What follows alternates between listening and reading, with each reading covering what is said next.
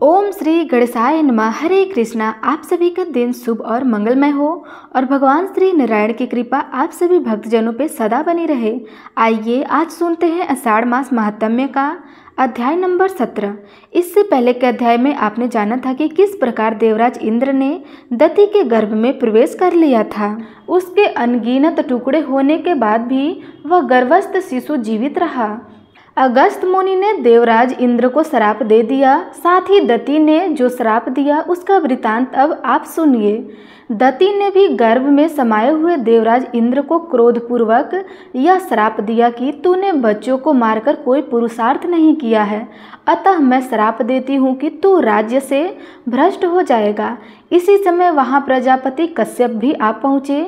अगस्त मुनि के मुख से इंद्र की यह स्तुति चेष्टा सुनकर उन्हें बड़ा ही दुख हुआ। कश्यप जी ने कहा, बेटा गर्भ के बाहर निकलो, तुमने यह क्या पाप कर डाला। उत्तम कुल में उत्पन्न पुरुष कभी पाप में मन नहीं लगाते।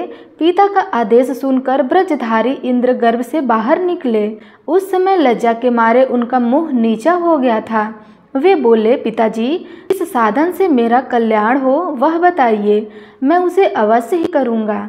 तब कश्यप जी लोकपाल के साथ मेरे पास आए और सब बातें बताकर पूछने लगे कि दति के गर्भ की शांति गर्भस्थ बालकों की इंद्र के साथ मित्रता उन बालकों की निरोग्य इंद्र की निर्दोष तथा अगस्त के दिए हुए श्राप का क्रमशः उद्धार कैसे होगा।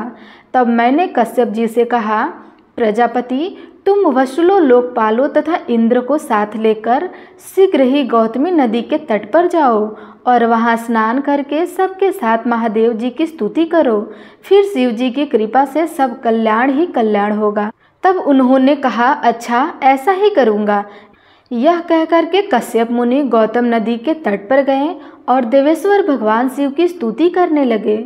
समस्त दुखों को दूर करने के लिए दो ही देवता समर्थ बताए गए हैं, एक तो परम पवित्र गौतमी नदी और दूसरा करुणानिधि शिव। कश्यप जी बोले, हे देवेश्वर शंकर मेरी रक्षा कीजिए, लोक वंदित परमेश्वर मेरी रक्षा कीजिए, सबको पवित्र रखने वाले वागीश रक्षा कीजिए, सर्पों का आभूषण पहनने वाले शिव हमारी रक्षा कीजिए, धर्म स्वरूप वृषभ पर सवारी करने वाले देवता रक्षा कीजिए, तीनों वेद जिनके नेत्र हैं ऐसे भगवान त्रिलोचन रक्षा कीजिए, गोधर लक्ष्मी रक्षा कीजिए, गज चर्म का वस्त्र धारण करने वाले सर रक्षा कीजिए, त्रिपुर हर मेरी रक्षा कीजिए, अर्धचंद्र से विभूषित नाथ हमारी रक्षा कीजिए, हे योगेश्वर सोमनाथ रक्षा कीजिए, मनवांचित फलों के दाता रक्षा कीजिए, हे करुणा धाम रक्षा कीजिए, मंगल दाता रक्षा कीजिए, सबकी उत्पत्ति के हेतु भूत परमात्मा मेरी रक्षा कीजिए,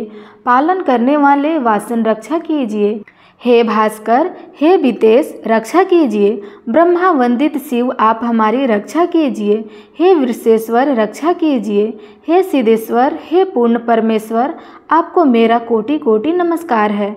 करुणा सागर शिव भयंकर संसार रूपी दुर्गम प्रवेश में विचरने के कारण जिनका चित्त उद्विग्न हो रहा है ऐसे जीवों के लिए आप ही शरण हैं।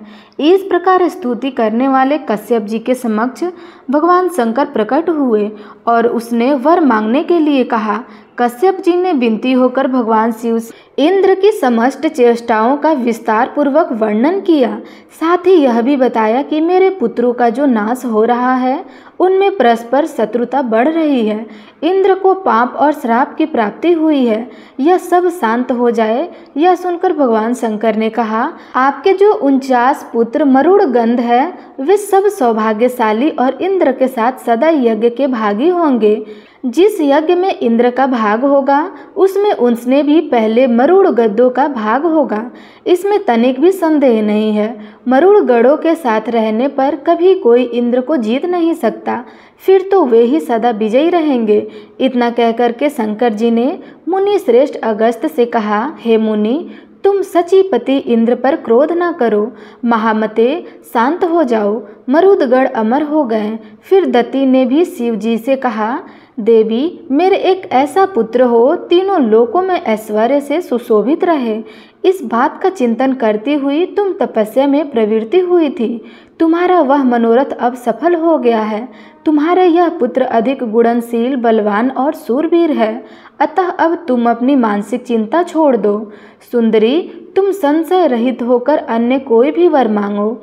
यह सुनकर दती बोली, हे भगवान, लोक में यही बड़ी बात समझती जाती है कि माता पिता को पुत्र का दर्शन हो। विशेषतः माता के लिए यह बहुत ही प्रिय बात होती है। इसमें भी रूप, संपत्ति, शौर्य और पराक्रम से संपन्न एक भी पुत्र हो तो बड़े भाग्य की बात है। फिर यदि बहुत से उत्तम और गुणवान पुत्र प्राप्त हो तो कहना ही क्या है। मेरे पुत्र आपके प्रभाव से विजयी और बली हुए हैं। वे वास्तव में देवराज इंद्र के भाई और प्रजापति के पुत्र हैं। देव जहाँ अगस्त्य और गौतमी गंगा के प्रसाद के साथ साथ आपका भी प्रसाद प्राप्त हो, वहाँ शुभ होने में क्या संदेह है। यद्यपि मैं कृतार्थ हो गई, फिर भी भक्तिपूर्वक आपसे कुछ निवेदन करती हूँ। देव, मेरी बात सुनिए और संसार का कल्याण कीजिए। देव, वंद संतान की प्राप्ति संसार में दुर्लभ है। विशेषतः माता के लिए पुत्र का होना और भी प्रिय है। पुत्र भी यदि गुणवान, धनवान और आयुष्मान हुआ तब तो कहना ही क्या है। इस लोक और परलोक में उत्तम फल की इच्छा रखने वाले सभी प्राणियों को गुणवान पुत्र की प्राप्ति सदा ही अभिष्ट है। अतः यहाँ स्नान करने से इस दुर्लभ फल की प्राप्ति हो सके, ऐसा अनुग्रह कीजिए भगवान। तब भगवान शंकर बोले, निसंतान होना बहुत बड़े पाप का फल है। स्त्री या पुरुष कोई भी यदि निसंतान हो तो यहाँ स्नान करने मात्र से उसके इस दोष का नाश हो जाता है। जो इस स्रोत का पाठ करेगा उसे यहाँ स्नान करने का फल भी प्राप्त होगा। जो 3 मास तक यहाँ स्नान और दान करता है उसे पुत्र की प्राप्ति होती है। हे पुत्रहीन स्त्री, यहाँ स्नान करके पुत्र पा सकती हो। ऋतु स्नाता स्त्री यदि यहाँ आकर स्नान करे तो उसे अनेक पुत्र प्राप्त होंगे। वह 3 महीने के भीतर ही गर्भवती हो जाती है। और जो पितृ दोष से यहाँ धन अपहरण करने के दोष से पुत्र लाभ से वंचित है, उनके लिए यह गौतमी नदी परम उद्धार का कारण है। यहाँ पितरों को पिंडदान देने से, तर्पण करने से तथा कुछ सुवर्ण दान करने से निश्चय ही पुत्र की प्राप्ति होती है। जो धरोहर हड़प लेते हैं, रत्नों की चोरी करते हैं तथा पितरों का श्राद्ध कर्म छोड़ देते हैं, उनके वंश की वृद्धि नहीं होती है। जो पाप करके उसका प्रायश्चित किए बिना ही मर जाते हैं, उन सब की यही गति होती है। जो तीर्थों का दर्शन करते हुए जीवन व्यतीत करते हैं, उन्हें श्रेष्ठ संतान की प्राप्ति होती है। जो द्वितीय और गंगा के संगम में स्नान करके अनादि अपार अजय सच्चिदानंदमय लिंग स्वरूप ज्योतिर्मय तथा अनामय महादेव भगवान सिद्धेश्वर का अनेक उपचारों से भक्तिपूर्वक पूजन करता है, चतुर्दशी और अष्टमी को इस स्त्रोत के द्वारा स्तुति करता है तथा यहाँ गंगा के तट पर ब्राह्मणों को अपनी शक्ति के अनुसार सुवर्ण देता है और भोजन कराता है, उसे अनेक पुत्र प्राप्त होते हैं।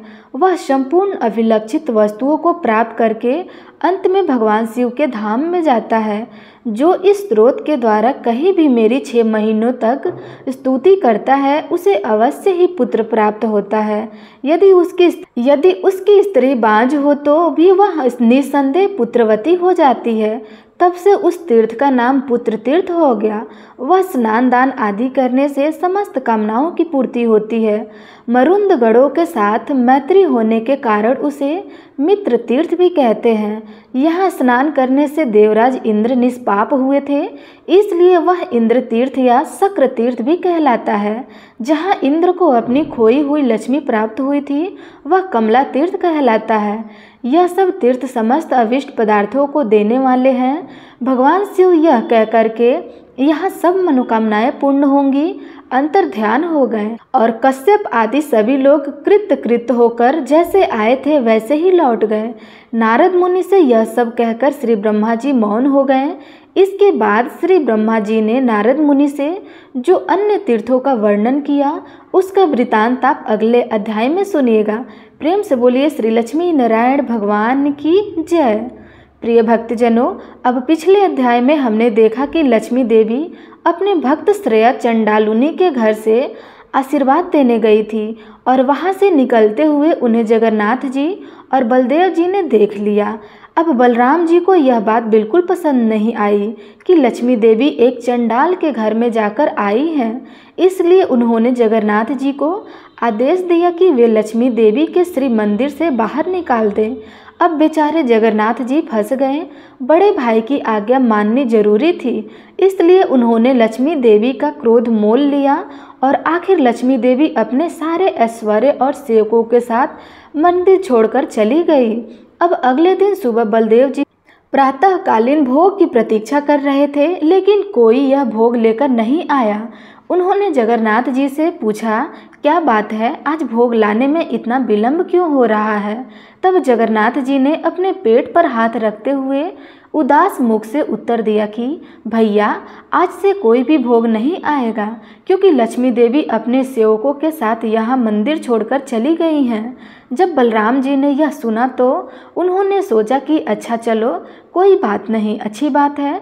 अगर लक्ष्मी देवी ने भूल की है तो प्रायश्चित तो करना ही पड़ेगा ना, कोई बात नहीं है, हम स्वयं अपना भोजन बनाएंगे।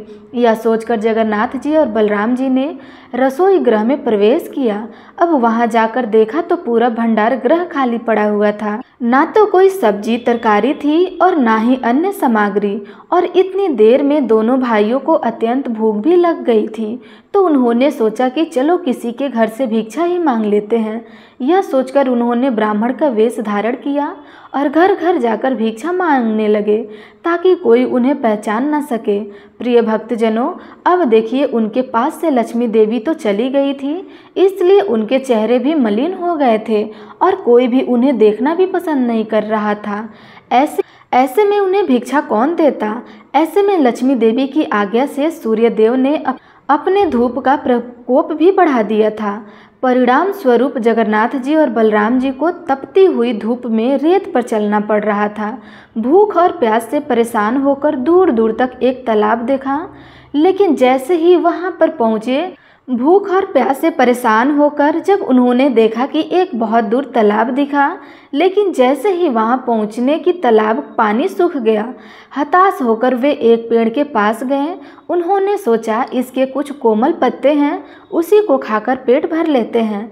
लेकिन जैसे ही उन्होंने पत्ते तोड़ने के लिए हाथ बढ़ाया तो वे सारे पत्ते सूखकर नीचे गिर गए और इस प्रकार पूरा दिन बीत गया। संध्या हो गई, लेकिन ना तो कुछ खाने को मिला और ना ही पीने के लिए पानी। आखिर थक हार कर वे एक मंदिर के पास पहुँचे, जहाँ अभी अभी प्रसाद वितरण हो रहा था। उन्होंने कुछ लोगों को विनती की कि उन्हें कुछ प्रसाद खाने के लिए दिया जाए, लेकिन आप तो जानते ही हैं कि लक्ष्मी देवी का क्रोध तो बस कोई तैयार ही नहीं हो रहा था। ऐसे में एक वृद्ध स्त्री को उन पर दया आ गई। उस स्त्री ने करुणावश दोनों भाइयों को एक छोटे छोटे पात्र में कुछ मुरमुरे दिए। इस प्रसाद को देखकर वे दोनों प्रसन्न हो गए। प्रिय भक्तजनों, लेकिन क्या आपको लगता है कि लक्ष्मी देवी इतनी आसानी से उन्हें यह प्रसाद खाने को दे देंगी? जैसे ही उन्होंने इस प्रसाद को लेने के लिए हाथ उठाए, उसी समय तेज हवा बहने लगी और सारा प्रसाद उड़ के बिखर गया। अब आप जरा कल्पना करके देखिए कि उस समय जगन्नाथ जी और बलदेव जी की क्या स्थिति हुई होगी। यह वही जगत के नाथ जगन्नाथ जी और उनके भाई बलराम जी हैं, जिन्हें दिन में कई बार भोजन दिया जाता था। उनके हाथ कभी सूखने नहीं दिए जाते थे, जो एक समय में ही 56 भोग खाते थे। ऐसे हमारे प्यारे जगन्नाथ जी और बलदेव जी हैं, जो आज एक सूखा पत्ता भी नहीं मिल रहा था। तो अब आप सोच ही सकते हैं कि उनकी क्या स्थिति हुई होंगी। आखिर वह दोनों भाइयों ने थक हार के किसी से पूछा कि हे भाई, हमें बहुत भूख लगी है, क्या आप हमें बता सकते हैं कि इस समय हमें कहाँ भोजन मिल सकता है? तो किसी ने उनसे कहा कि अवश्य, यह देखिए, यह चंडालों का गांव है। वहाँ पर एक बड़ी करुणामय स्त्री रहती है। वे पुण्यशाली और दानी भी है। वे अवश्य आपको भोजन देंगी, वहीं जाइए। यह सुनकर जगन्नाथ जी और बलराम जी उस गांव में उस स्त्री के घर पर गए। स्त्री ने बड़े ही प्रेम पूर्वक उनका आदर सत्कार किया और उनसे कहा कि वह अभी उनके लिए भोजन बनाकर ला रही हैं। लेकिन प्रिय भक्तजनों, अब देखिए, यह तो हमारे बलराम जी हैं। उनकी इच्छा नहीं थी थी कि वे एक चंडाल स्त्री के हाथ से बना हुआ भोजन खाएं। इसलिए उन्होंने उस स्त्री से कहा कि वह अपना भोजन स्वयं पकाएंगे, इसलिए आप कृपया हमारे लिए भोजन तैयार करने की व्यवस्था कर दीजिए। यह सुनकर उस स्त्री ने कहा कि ठीक है, जैसी आपकी इच्छा है। यह कहकर उस स्त्री ने घर में एक स्थान पर नया चूल्हा बनाकर दे दिया, स्वच्छ और नए बर्तन लाकर रखे और बलराम जी की इच्छा अनुसार सारी व्यवस्था कर दी।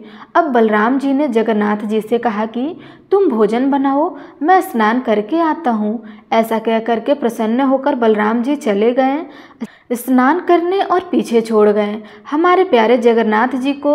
अब जगन्नाथ जी भी अपने भाई की आज्ञा मानकर बैठ गए भोजन पकाने के लिए। पर क्या करें, भोजन तो तब बनेगा ना जब चूल्हा जलेगा। उन्होंने इतना प्रयास किया लेकिन चूल्हा जल ही नहीं रहा था। अब बलराम जी स्नान करके वापस आए तो यह सोचकर बड़े प्रसन्न हो रहे थे कि चलो अच्छा है, अब आखिरकार कुछ खाने के लिए मिलेगा ही। लेकिन जैसे ही वे जगन्नाथ जी के पास पहुँचे तो उन्होंने देखा अभी तक जगन्नाथ जी ने तो कुछ बनाया ही नहीं था। तो उन्होंने जगन्नाथ जी को अच्छी खासी डांट लगा दी, यह क्या कर रहे हो तुमसे यह चूल्हा भी नहीं जलता, इतना समय हो गया और अभी तक तुम चूल्हे पर बर्तन नहीं रख पाए हो। चलो हटो यहाँ से, लाओ मैं खुद ही भोजन पकाता हूँ, दे दो मुझे सारी सामग्री। ऐसा कह करके बलराम जी खुद बैठ गए चूल्हे में आग जलाने के लिए। लेकिन आश्चर्य की बात यह थी कि जैसे जैसे वे आग जलाने का प्रयास करते उल्टा आग की जगह धुआं उठने लगता। बहुत बार प्रयास करने के बाद भी वे चूल्हा नहीं जला। पूरा घर धुएं से भर गया, सभी लोग खांसने लगे और आखिरकार उन दोनों की आंखों में से पानी बहने लगा। अब थक हार के जगन्नाथ जी और बलदेव जी ने उस घर की स्त्री से कहा कि वही कुछ खाने के लिए उन्हें दे दे। फिर वह स्त्री उन दोनों भाइयों के लिए भोजन लेकर आई। जैसे उन्होंने यह भोजन खाया तो उन्हें इस बात का अनुभव हुआ कि वह भोजन सच में बड़ा ही स्वादिष्ट था और उसका स्वाद भी कुछ जाना पहचाना सा लग रहा था। यह बिल्कुल वैसा ही था जैसा लक्ष्मी जी उनके लिए बनाया करती थी। और भोजन के अंत में उन्हें एक विशेष मिष्ठान परोसा गया। जब उसे जगन्नाथ जी और बलराम जी ने खाया तो उन्हें अत्यंत आश्चर्य हुआ, क्योंकि वह वही मिष्ठान था जो लक्ष्मी देवी स्वयं उनके लिए प्रतिदिन बनाती थी और इनके विषय में और किसी को कोई जानकारी नहीं थी। फिर इस स्त्री ने उनके लिए यह मिठाई कैसे बना दी थी, यह देखकर दोनों भाई को विश्वास हो गया कि हो न हो इस घर में लक्ष्मी देवी अवश्य रहती हैं और यह भोजन भी उन्हीं के द्वारा ही बनाया गया था। अन्यथा इस घर की स्त्री को कैसे पता चला कि भोजन के बाद जगन्नाथ जी और बलराम जी एक विशेष मिष्ठान लेते हैं। तो बस अब उन दोनों भाइयों को अपनी भूल का एहसास हुआ और खास करके बलराम जी को। अब वे ठहरे बड़े भाई तो इसलिए लक्ष्मी देवी से सीधे तो बात नहीं कर सकते थे, इसलिए उन्होंने जगन्नाथ जी से कहा कि वे लक्ष्मी देवी के पास जाकर उनसे क्षमा मांगे और उनका हाथ पकड़कर उन्हें मंदिर में लाए। उन्होंने जगन्नाथ जी के द्वारा लक्ष्मी देवी को यह भी संदेश भिजवाया कि आज के बाद लक्ष्मी देवी की जहाँ इच्छा हो वे वहाँ जा सकती है, उन्हें कभी भी अपने भक्तों से मिलने के लिए रोका नहीं जाएगा। अपने बड़े भाई की आज्ञा पाकर हमारे प्यारे जगन्नाथ जी आ गए अपनी रूठी हुई पत्नी लक्ष्मी जी को मनाने के लिए। उनके इस प्रकार मनाने पर लक्ष्मी देवी संतुष्ट हो गई और वापस श्री मंदिर में जाने के लिए तैयार हो गई। लक्ष्मी देवी ने जगन्नाथ जी को वचन दिया कि जगन्नाथ जी के महाप्रसाद के लिए कभी भी कोई उच्च नीच का भेदभाव नहीं किया जाएगा, चाहे वह ब्राह्मण हो या चंडाल, दोनों को समान रूप से जगन्नाथ प्रसाद दिया जाएगा और वे दोनों एक ही थाली में भोजन कर सकते हैं। तो बस यह था लक्ष्मी देवी के रूठने का परिणाम। प्रिय भक्तजनों, आपको यह जगन्नाथ जी की कथा कैसी लगी? अच्छी लगी हो तो वीडियो को लाइक अवश्य करें। धन्यवाद।